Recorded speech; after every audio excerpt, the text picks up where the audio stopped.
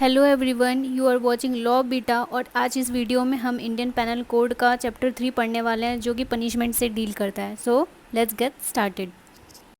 Section 53 में बताया गया है टाइप्स ऑफ पनिशमेंट के बारे में कि अगर कोई पर्सन ऐसा कोई ऑफेंस करता है जो इस कोड में दिया गया है तो उसको किस किस टाइप की पनिशमेंट मिल सकती है।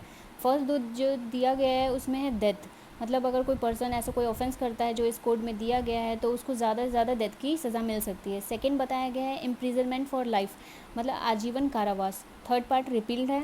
फोर्थ में बताया गया है कि इम्प्रिजनमेंट कारावास किस किस डिस्क्रिप्शंस का हो सकता है। फर्स्ट है रिगरस विद हार्ड लेबर, मतलब उसमें मजदूरी करवाते हैं, कोई सख्ती वाला काम करवाते हैं। सेकेंड है सिंपल इम्प्रिजनमेंट होता है।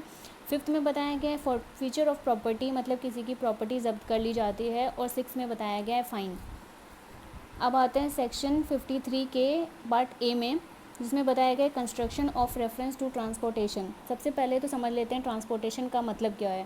ट्रांसपोर्टेशन आपने अब नहीं सुना होगा क्योंकि ट्रांसपोर्टेशन ऐसी सज़ा है जो कि कोड ऑफ क्रिमिनल प्रोसीजर 1955 के आने से पहले दी जाती थी। और ट्रांसपोर्टेशन का मतलब होता है अगर किसी को ट्रांसपोर्टेशन की सज़ा दी जाती है तो उसको अपनी फैमिली से दूर रखा जाता है, कहीं दूर भेज दिया जाता है, या तो हमेशा के लिए या फिर किसी शॉर्टर टर्म के लिए। तो इसका जो सब क्लॉज 1 है वो क्या कहता है, subject to the provision of subsection 2 and subsection 3 any reference to transportation for life in any other law for the time being in force और इन एनी इंस्ट्रूमेंट और order having effect by virtue of any such law or of any enactment repeal shall be constructed as a reference to imprisonment for life। इसका subsection 1 कहता है कि subsection 2 और subsection 3 को छोड़ के अगर कहीं भी ये टर्म मिलता है ट्रांसपोर्टेशन फॉर लाइफ, अगर आप कहीं भी देखते हैं किसी इंस्ट्रूमेंट में या किसी ऑर्डर में, तो उसको हम मान लेंगे कि वो इम्प्रिजनमेंट फॉर लाइफ का पनिशमेंट दिया गया है। ठीक है, अब सबसेक्शन 2 क्या कहते हैं समझते हैं। In every case in which a sentence of transportation for a term has been passed before the commencement of the code of criminal procedure 1955 the offender shall be dealt with in the same manner as if sentenced to rigorous imprisonment for the same term। हर उस case में जहाँ पे जो sentence है transportation for a term, जैसे transportation for 5 years 2 years ऐसा कुछ भी लिखा गया है, कोड ऑफ क्रिमिनल प्रोसीजर 1955 आने से पहले की बात है ये। अगर कहीं भी ट्रांसपोर्टेशन फॉर कोई भी टर्म लिखा गया है तो उस ऑफेंडर को ऐसा मान लिया जाएगा कि उस ऑफेंडर को रिगरस इम्प्रिजनमेंट फॉर उस टर्म के लिए मिली है। मतलब अगर कहीं भी ट्रांसपोर्टेशन फॉर 5 years लिखा गया है तो उसको मान लिया जाएगा कि वो रिगरस इम्प्रिजनमेंट फॉर 5 years दिया गया उसको। इसका सबसेक्शन 3 कहता है any reference to transportation for a term और to transportation for any shorter term by whatever name called in any other law for the time being in force shall be deemed to have been omitted। इसमें कहा गया है कि अगर किसी person को transportation for shorter term दिया गया like 1 year 2 year, code of criminal procedure आने के बाद की बात है, तो हम उसको अमिट मान लेंगे, मतलब वो रिपील्ड हो गया है, वो लॉ अब नहीं चलता। सबसेक्शन 4 में कहा गया है any reference to transportation in any other law for the time being in force shall. Subsection 4 में वही सेम बात कही गई है जो आपने पहले सुनी है कि if the expression means transportation for life, अगर कहीं ट्रांसपोर्टेशन फॉर लाइफ लिखा गया है तो उसको हम इम्प्रिजनमेंट फॉर लाइफ मान लेंगे। एंड बी में बोला गया है कि अगर कहीं transportation for any shorter term दिया गया है तो उसको हम ओमिट मान लेंगे, रिपील मान लेंगे। सेक्शन 54 बात करता है commutation of sentence of death. Commutation का मतलब होता है कम करना, किसी की सज़ा को कम करना। In every case in which sentence of death shall have been passed, the appropriate government may, without the consent of the offender, commute the punishment for any other punishment provided by this code। इसमें कहा गया है कि हर उस case में जहाँ पे किसी ऑफेंडर को डेथ की सज़ा मिलती है तो जो अप्रोप्रिएट गवर्नमेंट होगी वो बिना ऑफेंडर की कंसेंट के उसकी सज़ा को कम्यूट करके, कम करके उसको कोई और सज़ा दे सकती है जो कि इस कोड में दी गई है। जो भी सज़ा है उसमें से उसको कोई सज़ा दे सकती है, उसकी डेथ की सज़ा को कम्यूट करके, चाहे वो इम्प्रिजनमेंट फॉर लाइफ दे दे या किसी टर्म के लिए दे दे। सेक्शन 55 बात करता है commutation of sentence of imprisonment for life. In every case in which sentence of imprisonment for life shall have been pass, the appropriate government may, without the consent of the offender, commute the punishment for imprisonment of either description for a term not exceeding 14 years। हर उस case में जहाँ पे किसी offender को imprisonment for life, आजीवन कारावास की सज़ा दी गई है, वहाँ पे तो अप्रोप्रिएट गवर्नमेंट होगी वो बिना ऑफेंडर की कंसेंट के उसकी पनिशमेंट को कम्यूट करके उसको इम्प्रिजनमेंट फॉर किसी भी डिस्क्रिप्शन की, चाहे वो रिग्रेस हो चाहे सिंपल हो, उसको किसी भी टर्म के लिए उसको पनिशमेंट दे सकती है। उसकी जो आजीवन कारावास की सज़ा है उसको कम करके, कम्यूट करके उसको चाहे तो 7 ईयर्स की दे सकती है, चाहे 12 ईयर्स की दे सकती है, लेकिन 14 ईयर्स से ज़्यादा एक्सीड नहीं होनी चाहिए उसकी पनिशमेंट। चाहे वो 10 ईयर्स दे दे, 12 ईयर्स दे दे, 7 ईयर्स दे दे, वो अप्रोप्रिएट गवर्नमेंट के ऊपर डिपेंड करता है। सेक्शन 55A में बोला गया है definition of appropriate government. Appropriate government की डेफिनेशन क्या है? In section 54 and 55 the expression appropriate government means in cases where the sentence is a sentence of death or is for an offence against any law relating to a matter to which the executive power of the union extend the central government, and in cases where the sentence whether of death or not is for an offence against any law relating to a matter to which the executive power of the state extend the government of the state within which the offender is sentenced. Appropriate government हर उस case में जहाँ पे किसी offender को death की सज़ा मिलती है या फिर वो कोई और ऑफेंस करता है, जहाँ पे यूनियन की एग्जीक्यूटिव पावर एक्सटेंड होती है, वहाँ सेंट्रल गवर्नमेंट बन जाएगी अप्रोप्रिएट गवर्नमेंट। और हर उस जगह में चाहे वो डेथ की सेंटेंस, हर उस ऑफेंस में जहाँ डेथ की सेंटेंस हो या नहीं हो या कोई और सेंटेंस हो, जहाँ पे एग्जीक्यूटिव पावर ऑफ स्टेट की एक्सटेंड करती है, वहाँ पे अप्रोप्रिएट गवर्नमेंट स्टेट बन जाएगी। सेक्शन 56 रिपील है। सेक्शन 57 में बताया गया है fraction of terms of punishment के बारे में। जैसे आपने सेक्शन 511 देखा होगा आईपीसी का, कि जैसे किसी ऑफेंस की सज़ा 10 ईयर्स है, तो अगर किसी ने उस ऑफेंस को अटेम्प्ट किया, पूरा नहीं कर पाया, सिर्फ अटेम्प्ट किया, तो उसको उसकी हाफ सज़ा मिल जाएगी, जैसे कि मान लो 5 ईयर्स मिल जाएगी। वैसे ही कहीं कहीं हमें किसी की पनिशमेंट का फ्रैक्शन निकालने के लिए बोला जाता है किसी किसी केस में। जैसे अगर कहीं इम्प्रिजनमेंट फॉर लाइफ की पनिशमेंट दी गई है, तो अगर उसका फ्रैक्शन निकाला जाए तो वो इक्विवेलेंट होगी 20 ईयर्स के। सेक्शन 58, 59 रिपील्ड है। सेक्शन 60 बोलता है सेंटेंस में be in certain cases of imprisonment Holi और पार्टली रिग्रेस और सिंपल।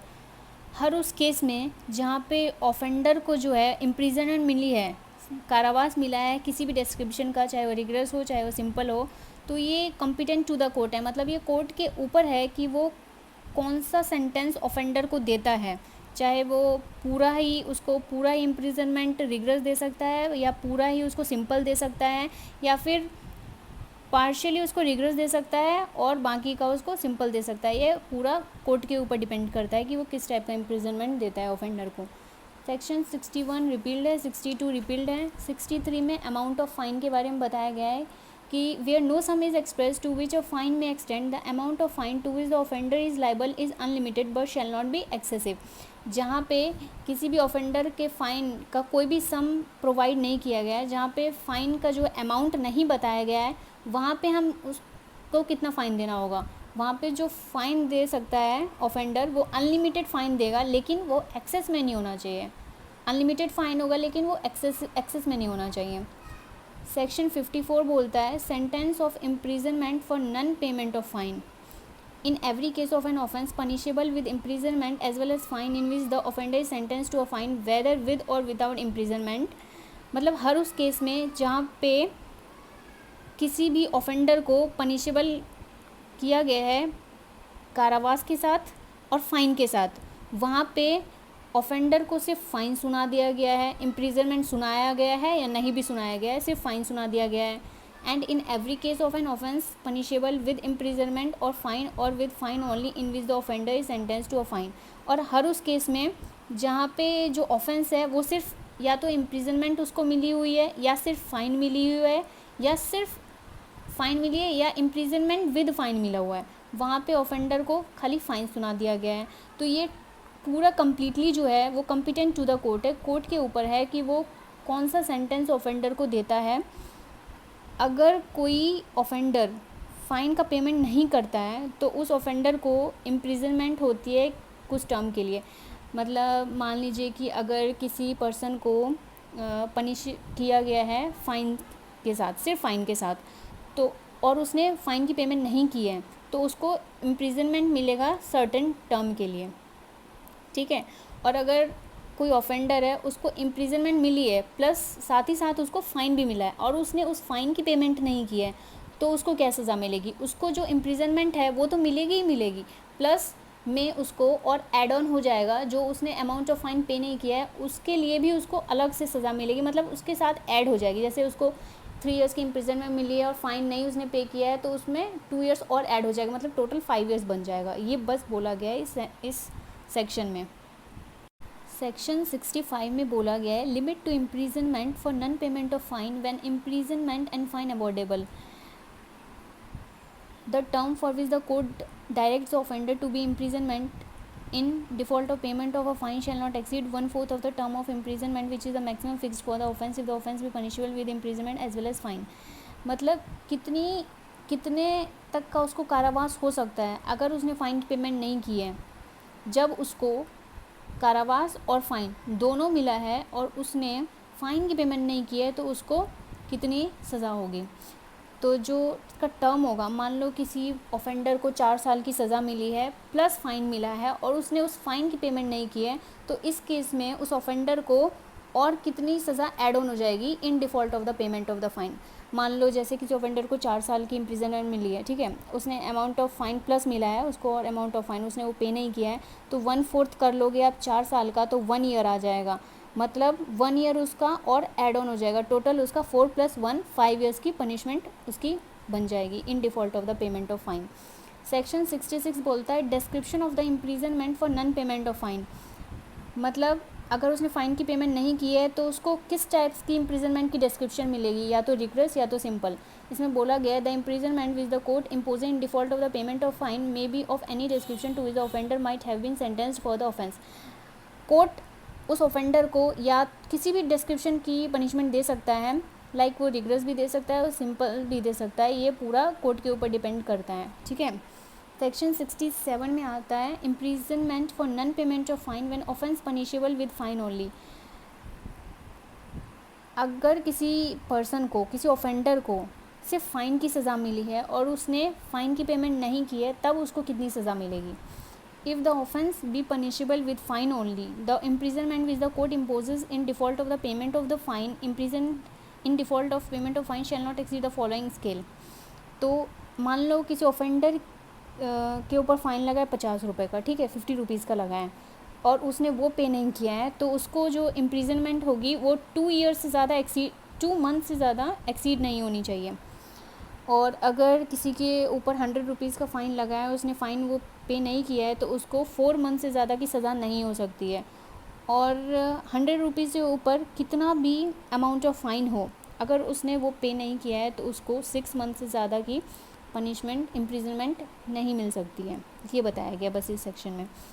सेक्शन 68 बात करता है imprisonment to terminate on payment of fine. The imprisonment which is imposed in default of the payment of fine shall terminate whenever that fine is either paid or levied by the process of law. मतलब अगर किसी ने amount of fine पे नहीं किया है, उसको कारावास मिली हुई है, तो जब भी वो ऑफेंडर उस अमाउंट ऑफ फाइन को पे कर देगा, उसी टाइम उसकी जो इम्प्रीजनमेंट है वो टर्मिनेट हो जाएगी और बाहर आ जाएगा। ये बताया गया इस सेक्शन में। सेक्शन 69 बोलता है termination of imprisonment on payment of proportional part of fine.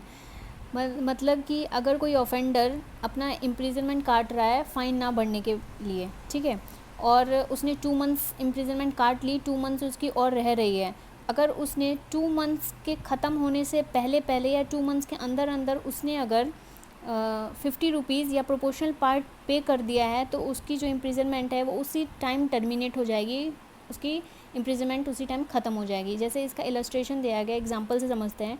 A sentence to a fine of 100 rupees and to 4 months imprisonment in default of the payment of fine. मतलब ए को सज़ा मिली है 4 months की imprisonment की, उसको 100 rupees का fine लगा था, उसने पे नहीं किया तो उसको 4 मंथ्स की कारावास की सज़ा मिली है। यहाँ पे अगर उसने 75 rupees of the fine, 75 rupees अगर उसने पे कर दिया, 1 महीने ख़त्म होने से पहले अगर उसने 75 रुपीज़ पे कर दिया, तो ए को एज सुन एज डिस्चार्ज कर दिया जाएगा। आप निकाल सकते हो 100 रुपीज़ का हिसाब से, अगर आप निकालना चाहो तो 1 मंथ तो उसने इम्प्रिजनमेंट काट ली और बाकी 3 मंथ्स बचे उसके, और उसने 75 रुपीज़ 1 मंथ ख़त्म होने से पहले पे कर दिया, तो उसकी जो इम्प्रिजनमेंट होगी वो उसी टाइम टर्मिनेट हो जाएगी जैसे ही वो अपना अमाउंट ऑफ फाइन पे कर देगा। सेक्शन 70 बोलता है fine leviable within 6 years or during imprisonment death not to be discharge property from liability. मतलब कि अगर किसी को default of the in default of fine में उसको इम्प्रिजनमेंट मिला हुआ है तो उसको कितना टाइम मिलेगा, उस फ़ाइन को चुकाने का कितना टाइम मिलेगा, उसको ज़्यादा से ज़्यादा 6 ईयर्स का टाइम मिलेगा। 6 ईयर्स के अंदर जो है उसको अमाउंट ऑफ फ़ाइन अपना चुकाना पड़ेगा, ठीक है। अगर मान लो किसी को 7 साल की सज़ा मिली है तो उसको 7 साल का भी टाइम मिलेगा, वो 7 साल तक जो है अपना अमाउंट ऑफ फ़ाइन चुका सकता है। अगर मान लो उसी इम्प्रिजनमेंट के बीच में किसी की डेथ हो जाती है तो क्या होगा, तो जो कोर्ट है वो उस ऑफेंडर की प्रॉपर्टी में से वसूलेगी, उसको लाइबिलिटी से डिस्चार्ज नहीं किया जाएगा, उसकी प्रॉपर्टी में से वसूला जाएगा जो अमाउंट ऑफ फाइन है। सेक्शन 71 बोलता है limit of punishment of offence made up of several offence. मतलब कि कितनी सज़ा मिलेगी उस ऑफेंडर को अगर वो ऐसा कोई ऑफेंस करता है जिसका पार्ट भी एक ऑफेंस ही हुआ। जैसे मान लो कि एक बंदे ने सामने वाले पर्सन को, इसका इलस्ट्रेशन दिया गया, इसे समझते हैं। A gives Z 50 strokes with a stick. A जो है वो जेड को 50 स्ट्रोक्स मारता है एक स्टिक से, एक छड़ी से उसको 50 स्ट्रोक्स मारता है। यहाँ पे ए गिल्टी है वॉलेंटरी कॉजिंग हर्ट के, और अगर उसने एक ब्लो भी मारा होता तो भी वो पनिशेबल होता वॉलेंटरली कॉजिंग हर्ट के लिए, और उसने 50 स्ट्रोक्स मारा है तो फिर भी वो वॉलेंटरली कॉजिंग हर्ट के लिए पनिशेबल होगा। यहाँ पे जो है ए लायबल होगा, अगर देखा जाए तो 50 स्ट्रोक्स के हिसाब से उसको 50 ईयर्स की सज़ा मिलनी चाहिए, each 1 year for each blow, ठीक है। लेकिन यहाँ पे उसको पूरी होल बीटिंग की एक ही सज़ा मिलेगी, उसको 50 स्ट्रोक्स के लिए अलग से सज़ा नहीं मिलेगी। ये बस बोला गया है सेक्शन में। सेकंड, इसका इलस्ट्रेशन समझते हैं। जैसे मान लो कि एक कोई पर्सन है, वो डकैती करने के लिए गया। डकैती क्या होती है, 5 और मोर पर्सन जो करते हैं उसको डकैती बोला जाता है। तो 5 पर्सन्स गए किसी के यहाँ डकैती करने, उसमें से एक पर्सन ने किसी का मर्डर कर दिया, वहाँ घर में जहाँ डकैती करने गए थे वहाँ पे किसी का मर्डर कर दिया। तो अगर देखा जाए तो उसको डकैती के लिए अलग से सज़ा मिलेगी 10 ईयर्स की, और मर्डर के लिए उसको अलग से सज़ा मिलेगी जो कि डेथ या फिर इम्प्रिजनमेंट फॉर लाइफ है, ठीक है। लेकिन यहाँ पे जो है कोर्ट उसको ज़्यादा हार्श पनिशमेंट ना देके उसको कम से कम पनिशमेंट जो है उस ऑफेंस की वो देगा। जैसे कि डकैती दिया गया 391 सेक्शन में 10 ईयर्स की पनिशमेंट के साथ, और मर्डर आपका 300 सेक्शन में दिया गया है जिसके लिए डेथ या इम्प्रिजनमेंट फॉर लाइफ है। लेकिन कोर्ट अलग अलग से पनिशमेंट ना देके उसको जो 396 सेक्शन 396 में डकैती विद मर्डर है जिसकी पनिशमेंट सिर्फ 10 ईयर्स है, कम से कम पनिशमेंट ही कोर्ट उसको देगा। नेक्स्ट सेक्शन है सेक्शन 72, जिसमें बोला गया punishment of person guilty of one of several offences the judgment stating that it is doubtful of which. हर उस केसेस में जहाँ पे जजमेंट में ये तो साफ साफ बोला गया है कि उस ऑफेंडर ने बहुत सारे ऑफेंसेस किए हैं, सेवरल ऑफेंसेस के लिए उसको पनिशमेंट मिलेगी, लेकिन ये डाउटफुल है कि एक्चुअली उस पर्सन किस चीज़ के लिए एक्चुअली गिल्टी है और किस चीज़ के लिए उसको पनिशमेंट दी जाए। तो उस केस में क्या होगा, उस केस में जो कोर्ट है वो उस ऑफेंडर को जो सबसे लोएस्ट पनिशमेंट होगी वो उसको देगा। जैसे कि अगर किसी पर्सन ने 4 ऑफेंस किए हैं, किसी की सज़ा 2 ईयर्स है, 5 ईयर्स है, 10 ईयर्स है, 15 ईयर्स है, तो इस केस में जो ऑफेंडर को सबसे कम सज़ा है 2 ईयर्स वाली वो उसको दी जाएगी। नेक्स्ट सेक्शन है 73 सॉलिटरी कन्फाइनमेंट। सॉलिटरी कन्फाइनमेंट को आम भाषा में काल कोठरी कहा जाता है। काल कोठरी में जब किसी को पर्सन को रखा जाता है तो उसका ह्यूमन कंडक्ट ख़त्म कर दिया जाता है, उसको सिर्फ बेसिक नीड्स खाना पीना ये सब पहुंचाया जाता है, लेकिन उसका ह्यूमन कंडक्ट पूरी तरीके से ख़त्म कर दिया जाता है। उसको सबसे अलग आइसोलेट करके सबसे अलग जेल में उसको रखा जाता है। Whenever any person is convicted of an for which under this code the court has power to sentence him to rigorous imprisonment, the court may by it sentence order that the offender shall be kept in solitary confinement for any portion of the imprisonment to which he is sentenced. जब कोई offender बहुत ज़्यादा ही dangerous crime करता है उस case में court के पास ये पावर है कि वो उस ऑफेंडर को रिग्रेस इम्प्रिजनमेंट की सज़ा दे, सॉलिटरी कन्फाइनमेंट की सज़ा दे सकता है, या तो किसी छोटे से टाइम के लिए, किसी छोटे पोर्शन के लिए, या ज़्यादा पोर्शंस के लिए, मतलब कि 7 डेज़ के लिए या 14 डेज़ के लिए, फिर 14 डेज़ के लिए, ऐसे। जैसे अगर किसी ऑफेंडर को 6 मंथ की इम्प्रिजनमेंट मिली है तो उसको ज़्यादा से ज़्यादा 1 मंथ की सॉलिटरी कन्फाइनमेंट में रखा जाएगा, उससे ज़्यादा नहीं रखा जाएगा। क्योंकि एक्चुअली क्या होता है कि अगर किसी को सॉलिटरी कन्फाइनमेंट में रखा जाता है ज़्यादा टाइम तक तो वो मेंटली पागल हो जाता है, मेंटली उसको प्रॉब्लम हो जाता है, इंसेन हो जाता है वो। नेक्स्ट बोला गया है कि अगर किसी को 6 मंथ से लेकर 1 ईयर तक की इम्प्रिजनमेंट मिली है तो उसको 2 मंथ से ज़्यादा सॉलिटरी कन्फाइनमेंट में नहीं रखा जा सकता है। और अगर किसी को 1 ईयर से ज़्यादा की इम्प्रिजनमेंट मिली है तो उसको 3 मंथ से ज़्यादा सॉलिटरी कन्फाइनमेंट में नहीं रखा जा सकता है। सेक्शन 74 में बोला गया है लिमिट ऑफ सॉलिटरी कन्फाइनमेंट, काल कोठरी की क्या लिमिट हो सकती है। In executing a sentence of solitary confinement such confinement shall in no case exceed 14 days at a time. किसी को अगर सॉलिटरी कन्फाइनमेंट की सज़ा मिली है तो एक टाइम पे 14 डेज से ज़्यादा नहीं हो सकती है। फिर जो है उसका उस एक महीने उसी टाइम का उसी पीरियड का जो है सॉलिटरी कन्फाइनमेंट से नॉर्मल में आएगा, फिर वो नॉर्मल से सॉलिटरी में जाएगा। मतलब 14 डेज़ कम उससे ज़्यादा नहीं रखा जा सकता है। उसके बाद फिर वापस वो 14 डेज़ नॉर्मल में आएगा। उसके बाद फिर वो अगर उसको सॉलिटरी कन्फाइनमेंट भेजना है तो 14 डेज़ के गैप के बाद वो जा सकता है। ठीक है।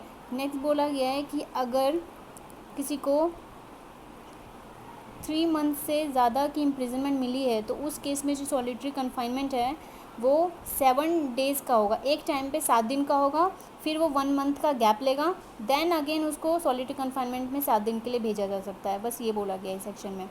सेक्शन 75 बोलता है enhanced punishment for certain offences under chapter 12 और chapter 17 after previous conviction, whoever having been convicted by a court in India of an offence punishable under chapter 12 or chapter 17 of this code with imprisonment either discretion for a term of 3 years or upwards।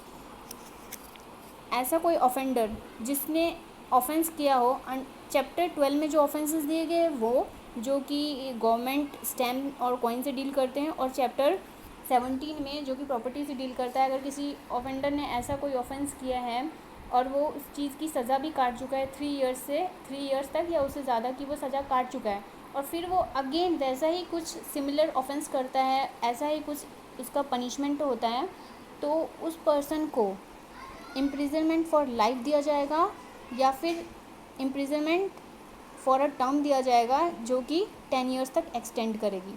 मतलब कहने का मतलब ये है कि अगर किसी person ने चैप्टर 12 और चैप्टर 70 से के अंडर का जो ऑफेंस दिया गया है वैसा कोई क्राइम किया और वो 3 साल से उसके ऊपर की सज़ा काट चुका है, फिर वो अगेन सब्सिक्वेंट ऑफेंस करता है, सिमिलर ऑफेंस करता है, तो उस केस में भले ही उसकी सज़ा 3 ईयर्स हो 5 ईयर्स हो, लेकिन उस केस में उसको इम्प्रिजनमेंट फॉर लाइफ दिया जाएगा या फिर 10 ईयर्स तक की इम्प्रिजनमेंट दी जाएगी। Do subscribe my channel and don't forget to press the bell icon for latest update.